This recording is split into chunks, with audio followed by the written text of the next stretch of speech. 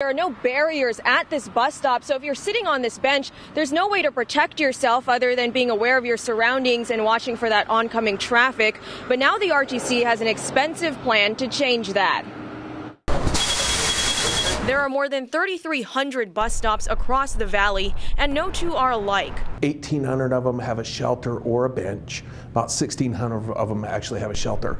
The rest don't have any amenities other than a sign or maybe a trash can. But after a man was killed waiting at this bus stop on Sahara and Nellis over the weekend, some riders admit they don't always feel safe. Or I'll stand behind the bus stop just in case. Some bus stops are really bad where I don't really want to be around them. The RTC spent the last decade upgrading more than 1,000 bus stops, pushing them away from the roads and building shelters. Bus shelters are designed to be protection from, the elements, wind, rain, and sun.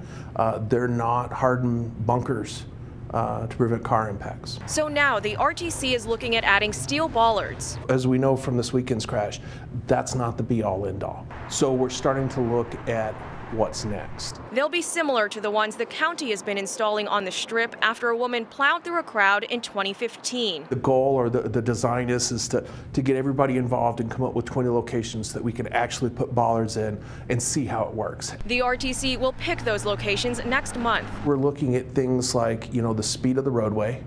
We're looking at how many people are getting on the bus there and trying to predict the unpredictable. They plan to design and start installing them by the end of the year. We've seen crashes that basically hit the bus stops from almost all angles. So there will probably be a few bollards on this side, a few on this side, and a few on that side. RTC officials say this is a start, but the problem goes beyond bus stops and bollards. We have a roadway safety problem in our community.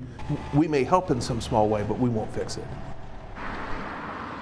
The RTC says no other city in the country has bollards built specifically around bus stops, so they still need to do a lot of research on exactly how this all would work. As for the cost, they say to install about 12 bollards per bus stop will be about $60,000. Reporting live, Tiana Bonner, Fox 5 News, local Las Vegas.